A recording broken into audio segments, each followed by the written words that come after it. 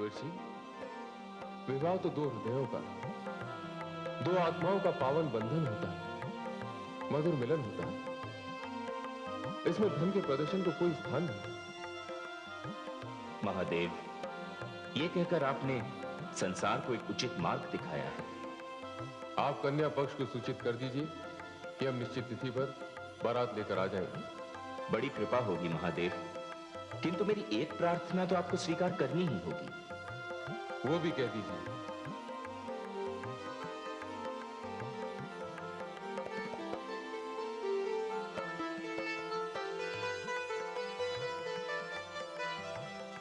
इसे तो आपको स्वीकार करना ही होगा। ये क्या है? ये अंगराग है महादेव। पुत्री गौरी के शरीर पर इसका ही लेप हो रहा है। इसे आपको भी लगाना चाहिए। यह वैवाहिक संस्कार की एक महत्वपूर्ण रीति है। इसका पालन तो होना ही चाहिए। शमशान की भस्म रमाने वाले के शरीर पर अंगराग लेपन, अच्छा प्रयास है। किंतु समस्या यह है कि इस लेप को आपके शरीर पर लगाएगा कौन? हाँ, यही तो मैं भी सोच रहा था। ये पुण्य कार्य तो मैं करूंगा।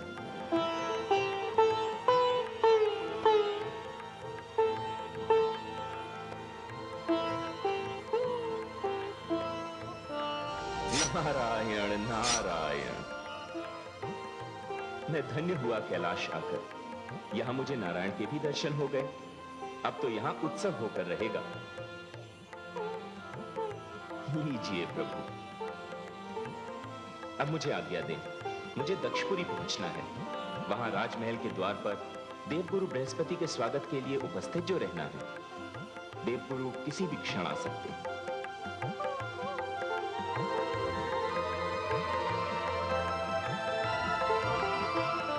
नारायण नारायण।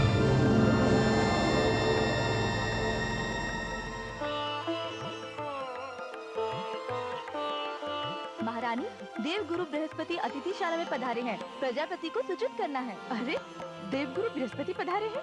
हमें देवगुरु बृहस्पति से कुछ पूछना है। हमारे मन में भी कई प्रश्न हैं, जिनका उत्तर देवगुरु बृहस्पति ही दे सकते हैं। चलो बहनों।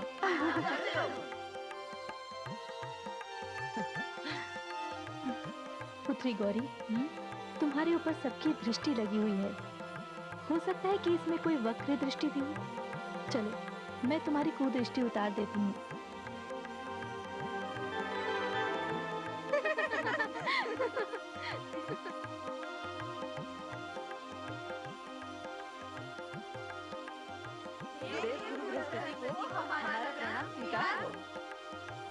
सुखी रहो। हमें आपसे कई प्रश्न करने हैं, कई बातें पूछनी हैं। निसंकोच पूछो बालिकाओं। विधाता ने विवाह की परंपरा क्यों बनाई? पशुओं में विवाह नहीं होता। ये पावन परंपरा मानवता की ही धरोहर है। ये एक श्रेष्ठ संस्कार भी है। गुरुदेव, संस्कार का क्या अर्थ है? जीवन जीने की कला संस्कारों से ही प्राप्त होती है। विवाह संस्कार तो दो हृदयों का मधुर मिलन है, जीवन का मंगल उत्सव है। इतना ही नहीं, ये एक विराट उत्सव भी है, जिसमें देवताओं, पितरों, ग्रहों और नक्षत्रों को बुलाया जाता है। अग्नि जैसे जीवंत देवता को साक्षी मानकर उनकी परिक्रमा की जाती है। ये जितना सांसारिक है, उतना ही दिव्य भी। गुरुदेव, विवाह की अनेक रीतियों और विधियों का आंख मूंदकर पालन कर दिया जाता है, जिनका हम नहीं जानते। विवाह मंडप में जो कुछ भी होता है, उसका अर्थ है पति पत्नी का एक दूसरे को प्रेम और सहयोग का आश्वासन देना, वचन देना और सप्तपदी जीवन यात्रा की तैयारी। तब तो विवाह मंडप पूरी पाठशाला है। तुमने ठीक कहा। ये एक ऐसी पाठशाला है जो पीढ़ियों तक चलती है।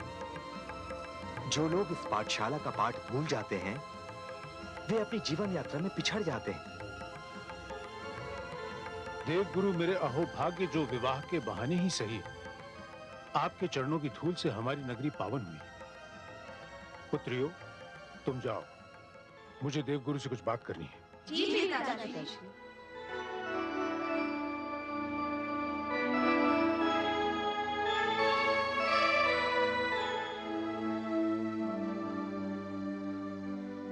प्रजापति दक्ष, अब तो आपकी पुत्री का विवाह हो रहा है, किंतु आपके मुखमंडल पर प्रसन्नता का कोई चिन्ह नहीं। क्या बताऊं गुरुदेव, मेरी व्यथा बड़ी गहरी है और मेरा दुर्भाग्य ऐसा कि मैं अपनी व्यथा किसी से कह नहीं सकता। क्यों नहीं कह सकते? सुनने वाले मेरी बात समझने का कष्ट ही नहीं करते। मुझसे कहिए, मैं आपकी पीड़ा समझने का प्रयास करूंगा। देवगुरु, मैंने अपनी सभी पुत्रियों के लिए श्रेष्ठ वर ढूंढे। धर्मदेव, ऋतुराज, सप्तर्षिगण जैसी महान विभूतियां मेरे द्वार पर जयमाता के रूप में आई, किंतु मैं अपनी सबसे प्यारी पुत्री के लिए श्रेष्ठ वर नहीं ढूंढ पाया। होने के आगे मैं हार गया गुरुदेव। प्रजापति दक्ष, आपकी पीड़ा का एक ही कारण है। जब भी किसी को स्वीकार करो, पूर्ण रूप से स्वीकार करो, हृदय से स्वीकार करो।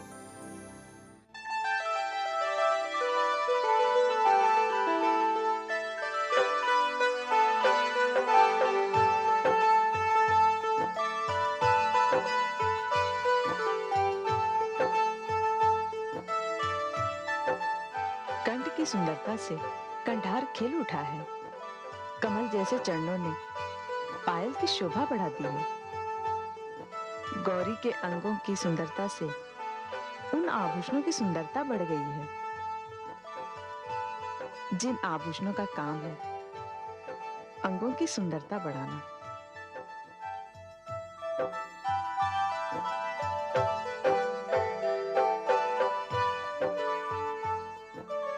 नारायण नारायण। प्रणाम तायाश्री। भाभी श्री, मैंने बहुत प्रयास किया, किंतु भगवान भोलेनाथ शिव ने न तो वस्त्र ही स्वीकार किए, न आभूषण और न ही स्वर्ण मुद्राएं। मुझे उल्टे पांव वापस लौटना पड़ा।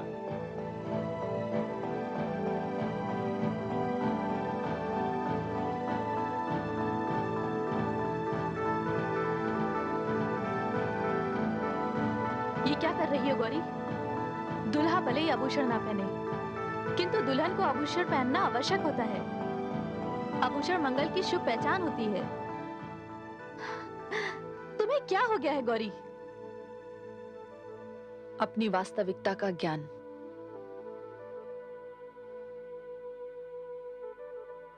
तुम ये आभूषण नहीं पहनोगी? पहनूंगी माँ, मैं आभूषण पहनूंगी। तो फिर इन्हें उतार क्यों रही हो? मैं फूलों के आभूषण पहनूंगी। जैसा मेरा पति वैसे ही मैं। मुझे तो शिव के रंग में रंगना है। फिर इतने सारे रत्नों से जड़े हीरे, मोती, सोने चांदी के आभूषणों का क्या होगा? मुझे इस घटना पर आश्चर्य नहीं हो रहा। यह तो होना ही था, पर दुर्भाग्य की बात यह है कि शिव तो निर्धन रहेगा ही, उसके साथ साथ मेरी पुत्री को भी निर्धनता का जीवन व्यतीत करना पड़ेगा। पुत्री गौरी, शिव से कह दो, विवाह के लिए ही सही वो मेरा मान रख ले। यदि विवाह करने वो उसी अधनंगे रूप में आया तो संसार के समक्ष मैं व्यंग का पात्र बन जाऊंगा।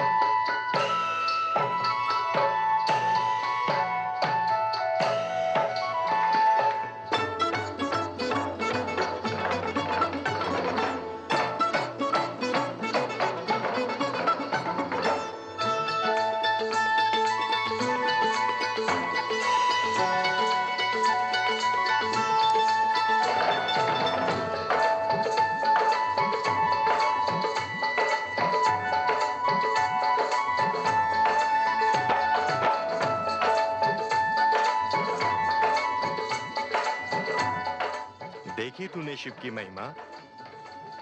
भगवान विष्णु सहित इंद्रादि सभी देवता जिनके बाराती बनकर आ रहे हैं, तेरी दृष्टि में वो निर्धन है। पिताश्री, यदि इस विषय पर हम विवाद ना करें तो ही अच्छा है। आप देखिए, ये सातों ऋषि भी मेरे जामाता है, ये धर्मदेव मेरे जामाता है, ऋतुराज भी मेरे जामाता है। आप इन ऋषियों के आश्रम देखिए, आप धर्मदेव का सम्मान देखिए, ऋतुराज का वैभव देखिए, और फिर कहिए इनमें से किसी की भी तुलना क्या ये आपका शिव कर सकता है? और वो देखिए उसकी धृष्टता। बारात में भी उसने अपनी बैल की सवारी नहीं छोड़ी। चुप रह। तेरे जितने भी जामाता हैं, ऐसे सहस्र और मिलकर भी एक शिव नहीं बन सकते।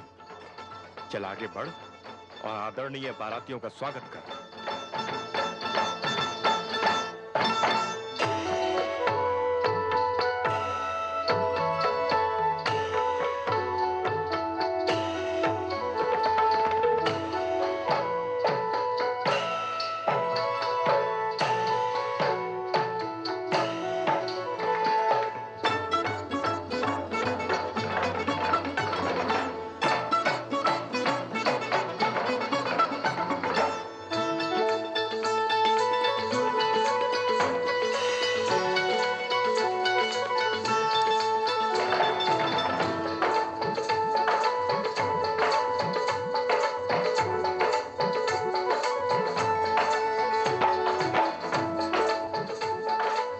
जामाता के पैर धो जाते हैं दक्ष। जाकर जामाता शिव शंकर के चरण पखारो दक्ष।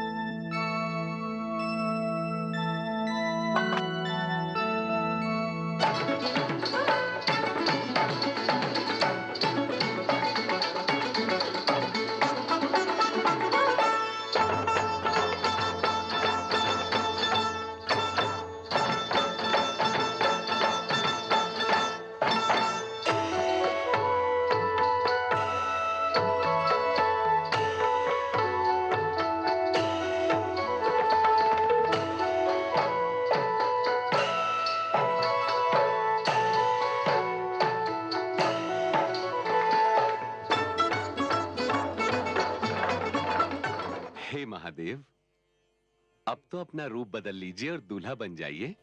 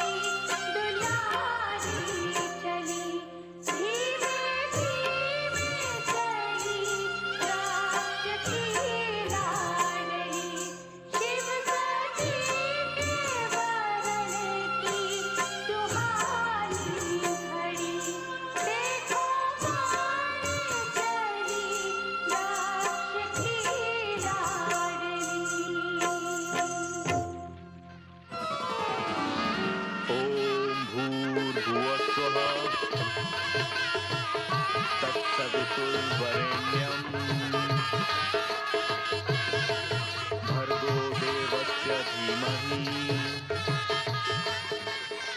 धियो यो नः प्रचोदयात्।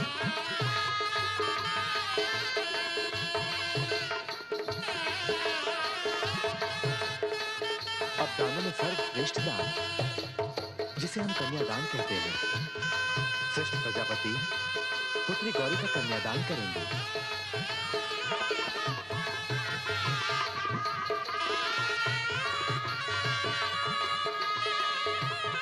इसे दान इसलिए कहा गया है क्योंकि विवाह के पश्चात कन्या वर पक्ष की हो जाती है।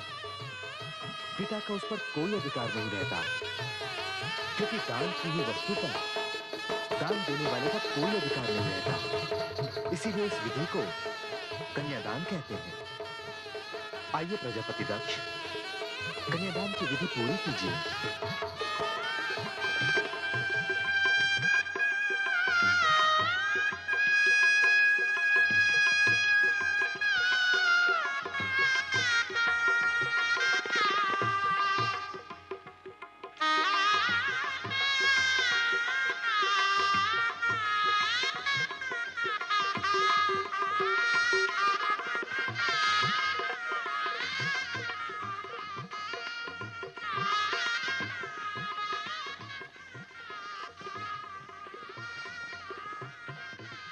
ओम विष्णवे नमः।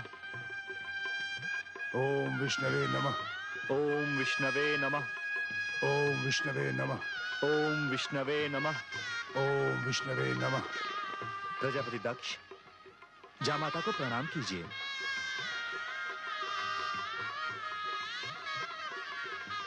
कन्यादान की विधि पूर्ण हुई। अब फेरों की विधि होगी। आप खड़े हो जाइए। आप गांठ बांधिए।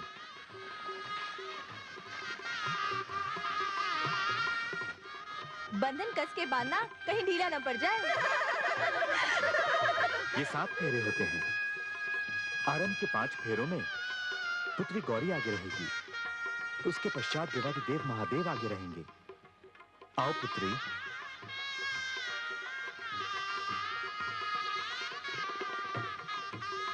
इस प्रकार 7 वचन भी भरे जाएंगे और तब यह सिद्ध हो जाएगा कि पत्नी पति की शक्ति होती है।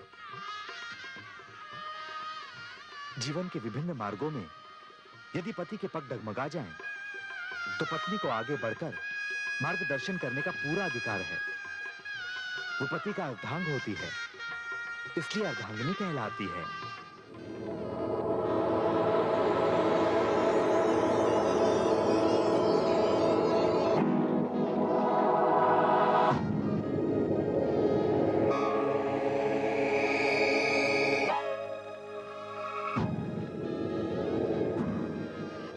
अब देवाधिदेव आगे रहेंगे।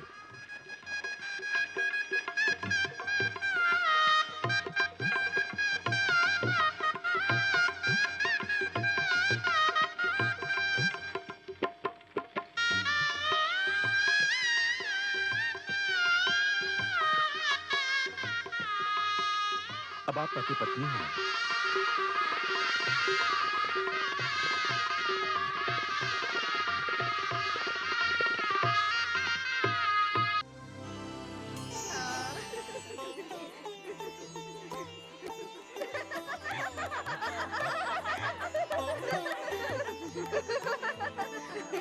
जीजा श्री, ये अंगूठी अब मैं दूध में डालती हूँ।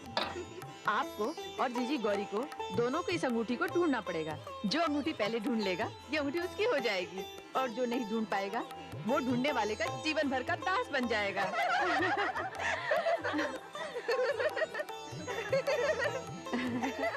जीजा जी, अब आरंभ कीजिए। देखो गौरी जीजी, ये अवसर चूकना मत।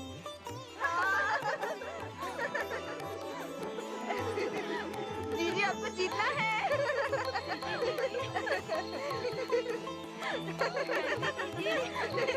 जीजी, आपको जीतना है। जीजी, आपको जीतना है। जीजी, आपको जीतना है। हाँ हाँ, हमारी जीजी अवश्य जीतेंगी।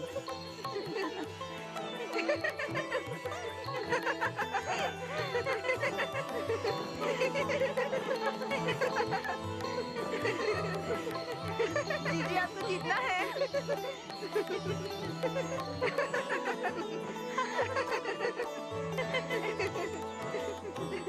हारना नहीं जीजी।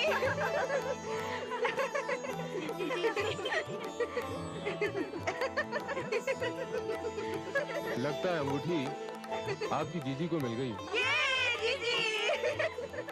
जीजी हाथ बाहर निकालो। हमारी जीजी जीत गई। कैसी लगी आपको हार जीजा जी? मैं अपनी इस हार से प्रसन्न हूं, क्योंकि आपकी जीजी मेरी शक्ति है। और यदि मेरी शक्ति हार जाती तो मैं हार जाता।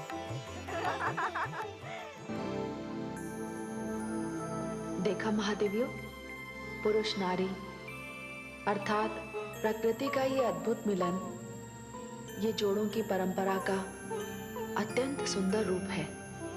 शक्ति को पुरुष का सम्मान और पुरुष रूपी ब्रह्म को शक्ति का समर्पण, कितना अद्भुत है ये।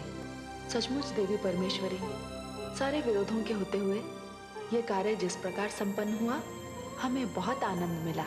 हाँ महादेवी, और वो अर्धनारीश्वर का रूप पुरुष और नारी के दो होते हुए भी उनके एक होने का प्रतीक है। अब कौन कह सकता है कि कौन क्या है? ये शिव की शक्ति है या शक्ति का शिव है? हे महादेवियों, गौरी और शिव अब संसार के लिए पति पत्नी के संबंधों के श्रेष्ठतम उदाहरण बनने जा रहे हैं। आपने सत्य कहा देवी परमेश्वरी, बड़ा ही मनभावन दृश्य था वो। हमारी तो वहां से दृष्टि ही नहीं हटती थी। प्रजापति दक्ष के अतिरिक्त वहां सभी कितने प्रसन्न हैं। हाँ महादेवी, मैं भी उन्हीं की प्रसन्नता के दर्शन कर रही हूँ। और हे देवी महाकाली, आपने संसार को गौरी देकर, उसे अपना भव्यतम रूप देकर कल्याण का बहुत बड़ा कार्य किया है। ये आपकी अनुकंपा है देवी परमेश्वरी। वो देखिए माँ शक्ति, वहां भगवान शिव कैसी विचित्र स्थिति में है। हाय, कितना शर्मा रही हो और कितनी सुंदर लग रही हो।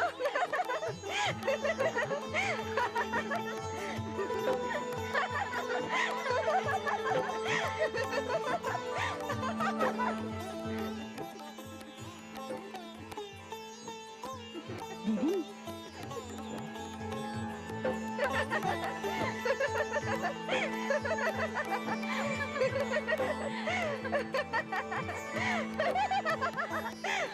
जीजाश्री क्या ढूंढ रहे हैं? मुझे अपना त्रिशूल दिखाई नहीं दे रहा देवी। त्रिशूल का यहाँ क्या कार्य जीजाश्री? जीजाश्री, त्रिशूल क्या आप यहाँ लेकर आए थे?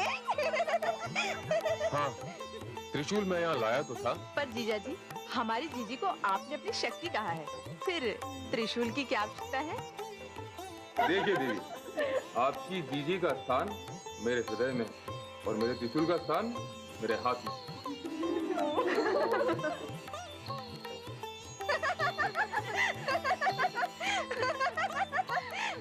अरे क्या बात है? माताश्री, मेरा त्रिशूल कहीं खो गया या फिर किसी ने कहीं छिपा दिया। इन्हीं लड़कियों में से किसी ने छिपाया होगा। चलो बताओ, किसने त्रिशूल छिपाया है? देखिए माताश्री, आप हमारे बीच में कुछ न बोलिए। जीजा जी, आपको त्रिशूल मिलेगा, किंतु इसके बदले में आपको कुछ देना पड़ेगा। हाँ, देना पड़ेगा, देना पड़ेगा। क्यों बहनों, मैंने सत्य कहा ना? हाँ। अच्छा तो देवियों, आप आपस में निर्णय कीजिए और मुझे बताइए कि आपको क्या चाहिए। कहते हैं आप देवाधिदेव हैं, त्रिलोकीनाथ हैं। आपको अपना त्रिशूल वापस लेना है तो इसके लिए आपको स्वर्ण की वर्षा करनी होगी। ये क्या कह रही हो? जिन्हें स्वर्ण से कोई मोह नहीं, जिनके लिए तुम्हारी दीदी ने स्वर्ण को त्याग दिया, तुम उनसे स्वर्ण मांग रही हो? आप शांत रहिए देवी। ये हमारा और इनके बीच का विषय है। फिर हमारा और इनका संबंध भी तो बड़ा मधुर संबंध है। देवी, आप जैसा चाहेंगी वैसा ही होगा।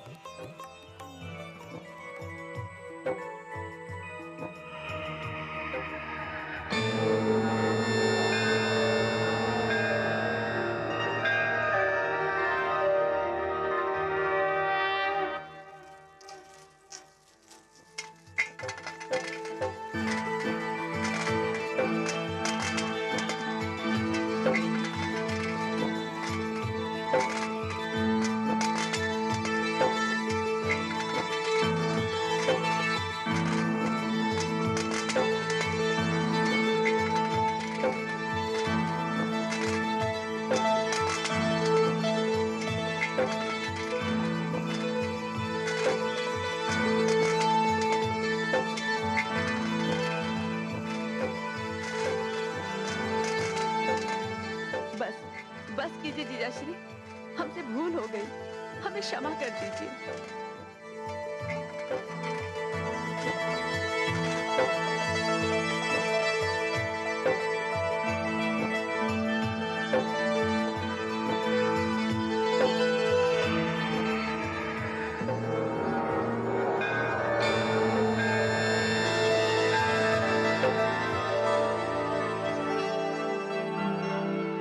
आपने मुझे रोक क्यों दिया देवी? आप तो मेरी प्रिय गौरी की बहन है। आपके लिए तो मैं सारे संसार के स्वर्ण का यहाँ ढेर लगा देता। नहीं नहीं जीजाश्री, हमें क्षमा कर दीजिए, हमें क्षमा कर दीजिए। ये रहा आपका त्रिशूल जीजाश्री। धन्यवाद। अरे, आप सब तो गंभीर हो गए। अच्छा, आप लोग विदाई की तैयारियां करो, मैं बाहर प्रतीक्षा करता हूँ।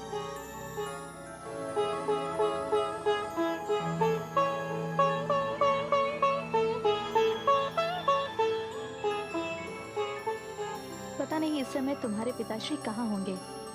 तुम लोग गौरी को तैयार करो, तब तक मैं तुम्हारे पिताश्री को देख कर आती हूँ।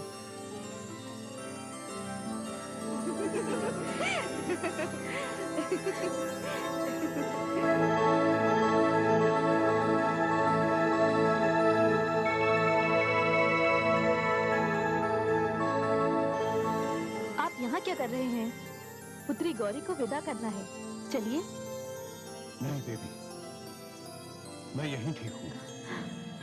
ये आप क्या कह रहे हैं? सब लोग आपकी प्रतीक्षा कर रहे हैं। प्रतीक्षा कर रहे हैं तो करने दो। पिताश्री के क्रोध के कारण मैंने अपनी लाडली पुत्री एक ऐसे व्यक्ति के हाथों में सौंप दी जो मुझे सुहाता नहीं।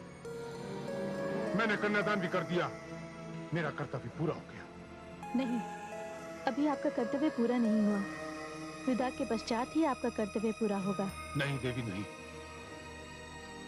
मैं अपने हृदय के टुकड़े को उस व्यक्ति के साथ विदा नहीं कर सकता जो मुझे पराजित करके, निर्धन करके मेरी ओर अपनी विजय की दृष्टि डालना चाहता है।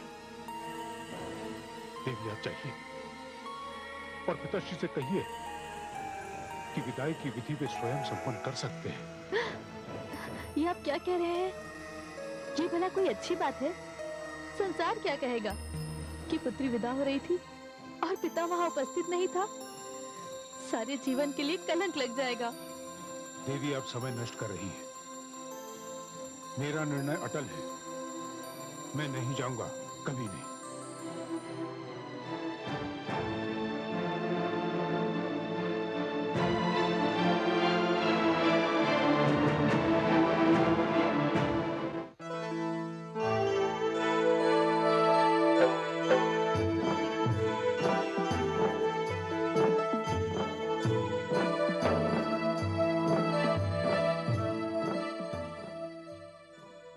पुत्रवधू, कहाँ है दक्ष? वे अपने कक्ष में हैं और यहाँ आने से उन्होंने मना कर दिया है। क्या? पिताश्री, आप चिंता ना करें, मैं जाके भ्राता दक्ष को लेकर आता हूँ। नहीं दादाजी, आप यहाँ रहिए, मुझे जाने दीजिए। ये मेरा कार्य है। कन्या विदा होते होते अपने पिता के चरणों में कुछ अश्रुओं के पुष्प ही तो चढ़ा सकती है। इसके अतिरिक्त और वो क्या दे सकती है? मैं पिताश्री को मना लूंगी।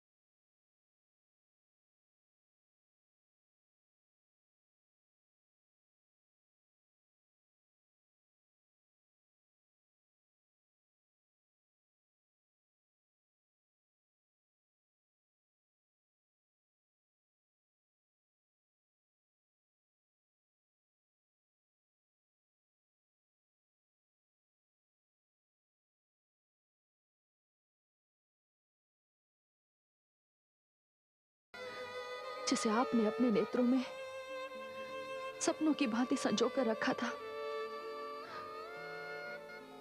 आपकी वो लाडली पुत्री जो आपके हृदय की धड़कन थी, उसे विदा करने का समय आया तो आप उसका मुख भी देखना नहीं चाहते। आपने अपनी उसी पुत्री के मुख पर द्वार बंद कर दिए। क्यों पिताश्री, क्यों क्यों? मत पूछ गौरी, तू इस समय मेरे हृदय की पीड़ा को नहीं समझ सकती। मैं द्वार नहीं खोलूंगा, मैं तुझसे नहीं मिलूंगा। तू समझ ले कि तेरा पिता इस संसार को छोड़कर चला गया। पिताश्री, द्वार खोलिए पिताश्री, मत कीजिए मुझे विदा।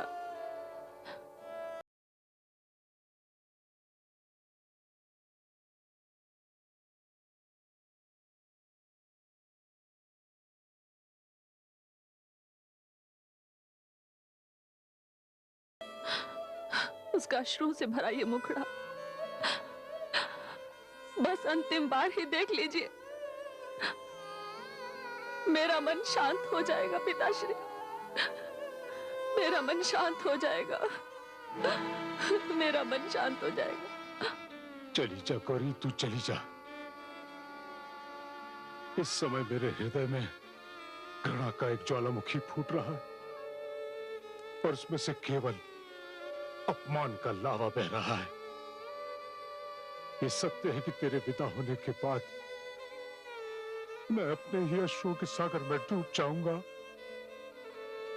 किंतु मैं तुझे अपने से छोटे असभ्य गंवार व्यक्ति के साथ जाते हुए नहीं देख सकता।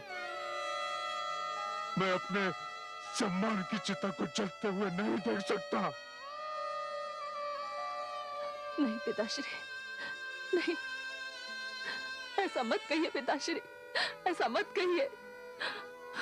मैं सारे संसार का लांछन सह लूंगा, मुझे संसार का सबसे अधिक निष्ठुर पिता कहलाना स्वीकार है, किंतु अब मैं किसी को क्षमा नहीं करूंगा। पिताश्री, पिताश्री, पिताश्री, पिताश्री, द्वार खोलिए पिताश्री, खोलिए ना पिताश्री।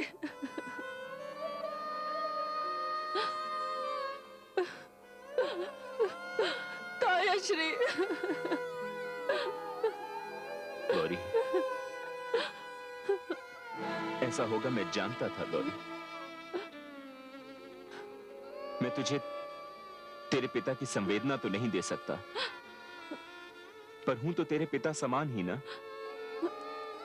चल गौरी, विदाई का शुभ मुहूर्त निकला जा रहा है, लोग तेरी प्रतीक्षा कर रहे हैं।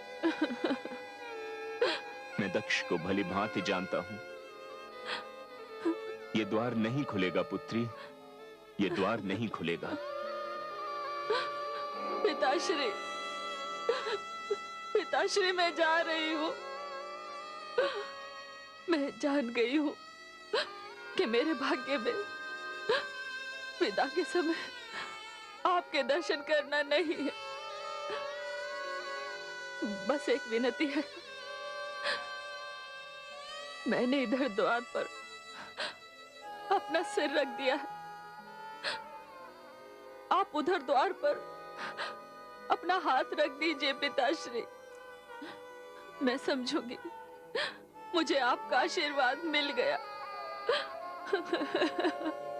मुझे आपका आशीर्वाद मिल गया पिताश्री, हाथ रख दीजिए पिताश्री।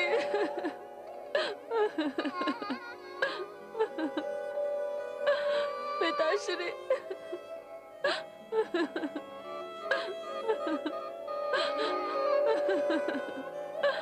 पिताश्री,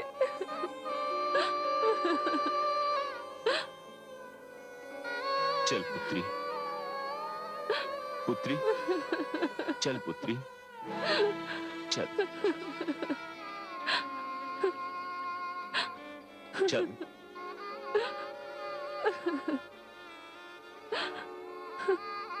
चल पुत्री।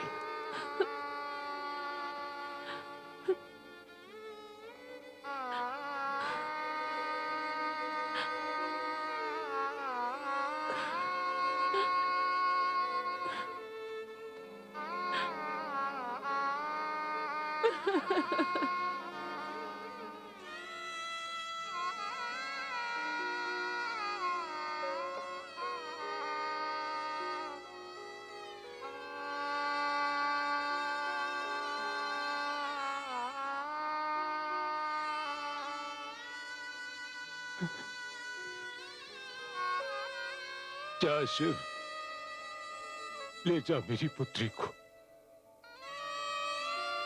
तूने आज मेरा सर्वस्व लूट लिया, एक पिता को निर्धन कर दिया।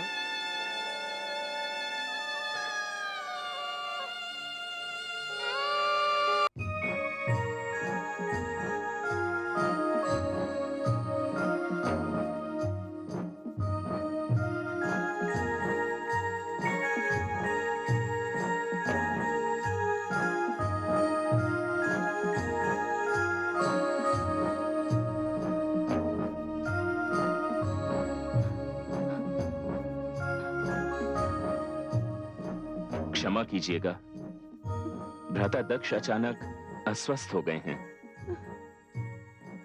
इसलिए मैं नारद भ्राता दक्ष का स्थान ग्रहण कर रहा हूं। हे भोलेनाथ, आपका स्थान सबसे ऊंचा और संबंध सबसे अधिक प्रिय है। यदि पुत्री गौरी से कोई भूल हो जाए तो अपने आप को श्रेष्ठ जानकर उसे क्षमा कर दीजिएगा।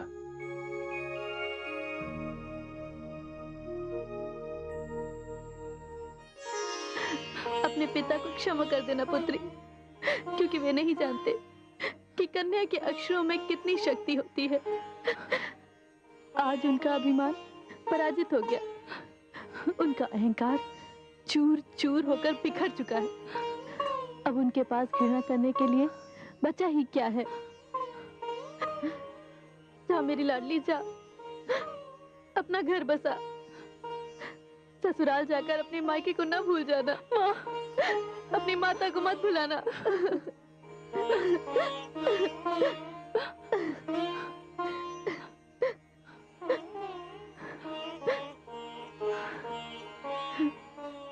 अखंड सौभाग्यवती भवा।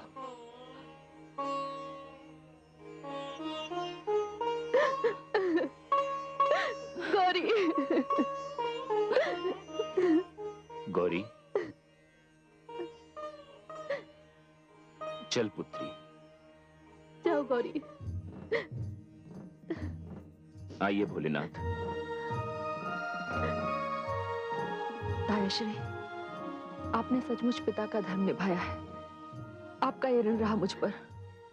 पुत्री, तू मां के घर से प्रसन्नता और सुख के पुष्प लेकर जा। ऋण का बोझ नहीं।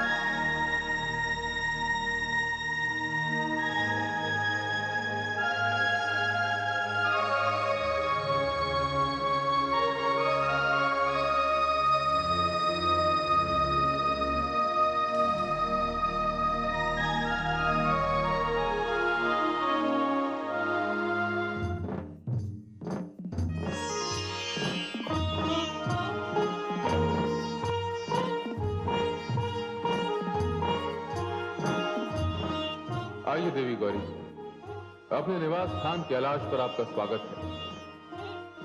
अपने शुभ चरण कैलाश की धरती पर रखकर इसे पवित्र कीजिए।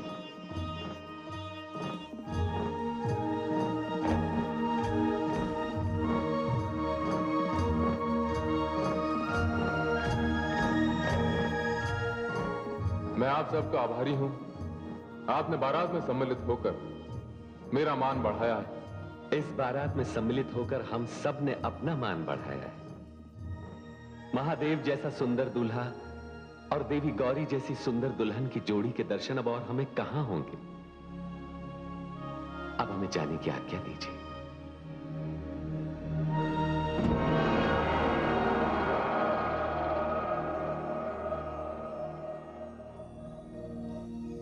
कहिए देवी, कैसा लगा आपको अपना नया निवास स्थान? स्वामी, आपने मुझे अपने हृदय में स्थान दिया।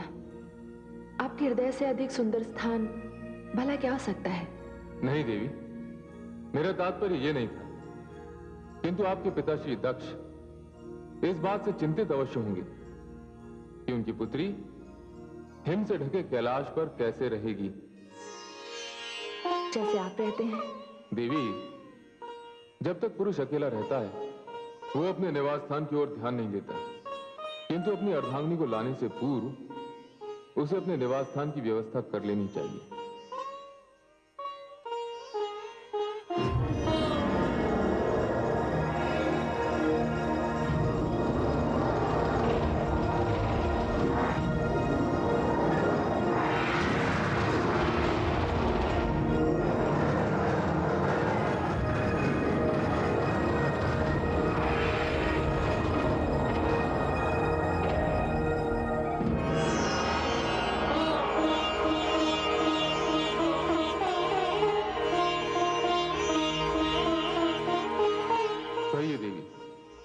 कैसा लगा आपको अपना नया निवास स्थान?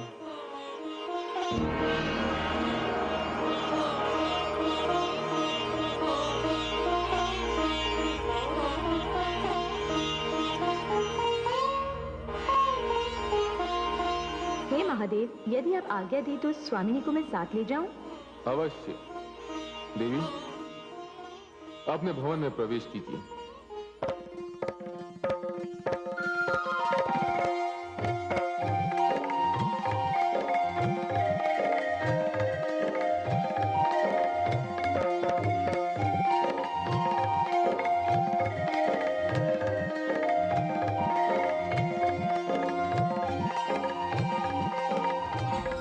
केवल आपका मान रखने के लिए मैंने पुत्री गौरी का विवाह शिव के साथ किया। यदि उसे किसी प्रकार का भी कष्ट हुआ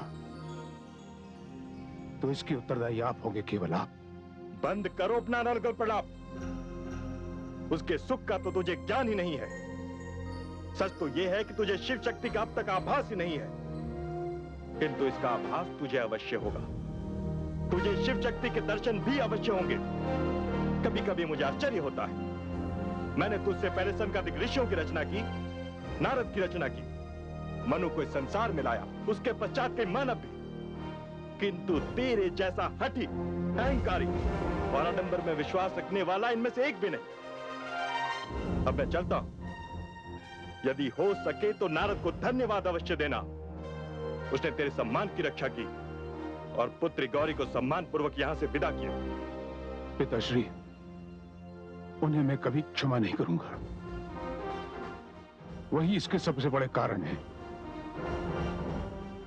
मेरी पुत्री गौरी हिम से घिरे हिमालय पर खुले आकाश के नीचे अनगिनत कष्ट सहती हुई उस निर्धन निर्लज्ज शिव के साथ बैठी होगी।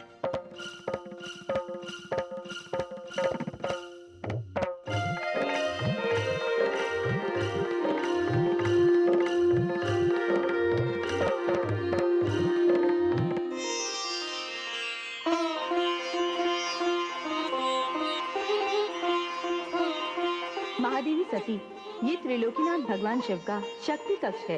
इस कक्ष के भीतर आपके अतिरिक्त किसी और को जाने का अधिकार नहीं है और ना ही किसी में इस कक्ष के भीतर जाने की क्षमता है।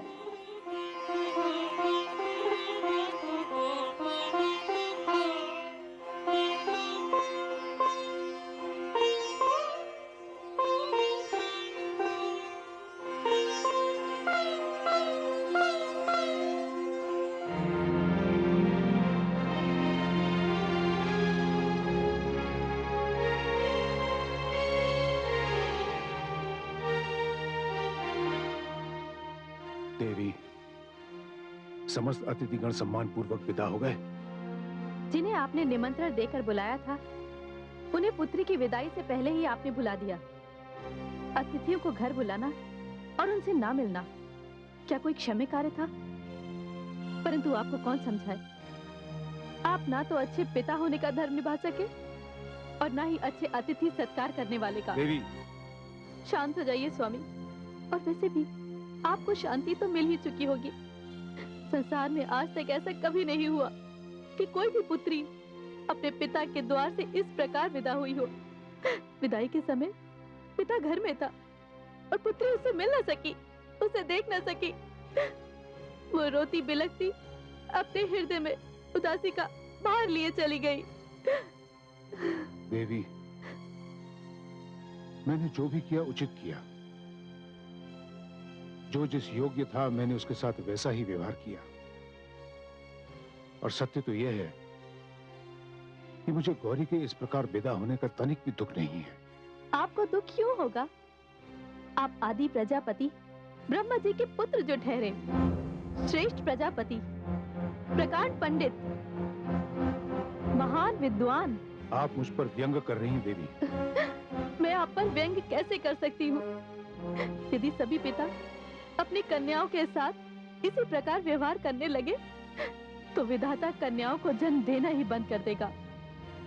देवी, आप और आ गई हैं। आपकी मानसिक दशा ठीक नहीं है। मेरी मानसिक दशा कैसे ठीक हो सकती है, जिसने कुछ ही समय पूर्व अपनी लाडली पुत्री को बिना पिता के आशीर्वाद के विदा किया है। आपकी मानसिक दशा तो ठीक है ना? आप उसी में संतुष्ट रहिए। मैं तो हाथ जोड़कर सहस्रों बार भगवती परमेश्वरी को नमस्कार करती हूँ कि उनकी कृपा से मेरी पुत्री सकुशल अपने पति के घर चली गई।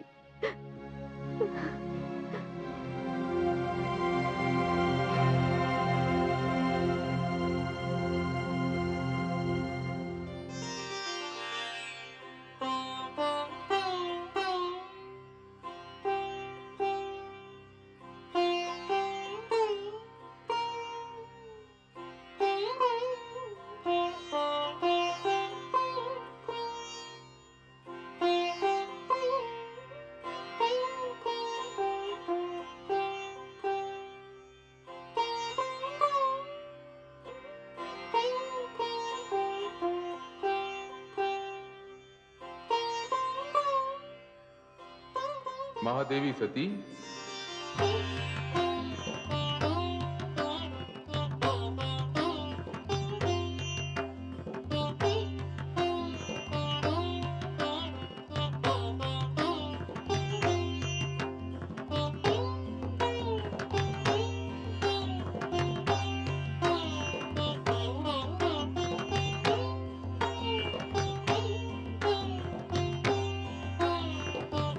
शक्ति कक्ष में आपका स्वागत है देवी। हे प्रभु, हे स्वामी, ये मैं क्या देख रही हूँ?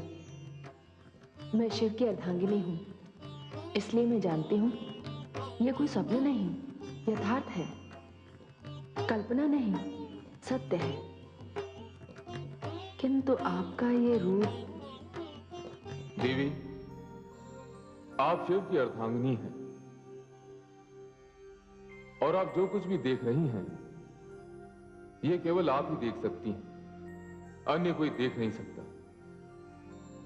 मेरा ये रूप आप ही की दृष्टि है, आप ही की भावना है और मेरा ये रूप केवल आप ही के लिए है।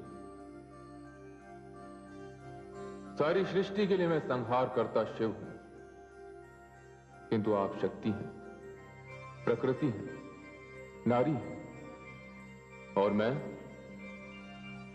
आपके रचना कार्य में आपका सहयोगी हूं। देवी, इस कक्ष के बाहर मैं शिव हूं, किंतु इस कक्ष के भीतर मैं आपका अर्धांग हूं और आप मेरी अर्धांगिनी हैं। देवी, पति पत्नी का संबंध बहुत ही पवित्र होता है, पावन होता है, मधुर होता है और इस संबंध की साक्षी उनके कक्ष की दीवारें होती हैं। देवी, अब आप मुझे सदा ही इसी रूप में देखेंगे, क्योंकि मैं आपके अंतर्मन का शिव हूं और आप शक्ति हैं। हे शक्ति, हे शिव, हे शक्ति, हे शिव, हे शक्ति, हे शिव, हे शक्ति।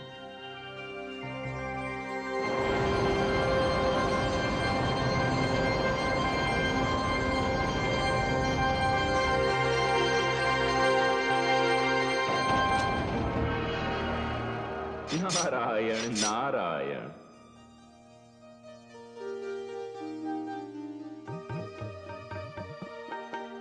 आइए देवर्षि नारद। आपने अपने सेवक को याद किया प्रभु। भ्राता दक्ष के यहाँ मुझसे कोई त्रुटि तो नहीं हो गई? इसीलिए तो मैंने आपको बुलाया है देवर्षि, कि आप जैसे महान वैरागी इतने व्यवहार कुशल और भावुक होंगे, इसका ज्ञान तो मुझे भी नहीं था। आपसे क्या छिपा है त्रिलोकीनाथ, पर मैं क्या करता। भ्राता दक्ष पुत्री गौरी पर अन्याय करने जा रहे थे। मैं वैरागी हुआ तो क्या हुआ, अपनी पुत्री पर मैं अन्याय कैसे सहन कर लेता। और सच पूछिए तो पहली बार मुझे यह ज्ञात हुआ कि मानव मोह माया के बंधन में कैसे बंध जाता है।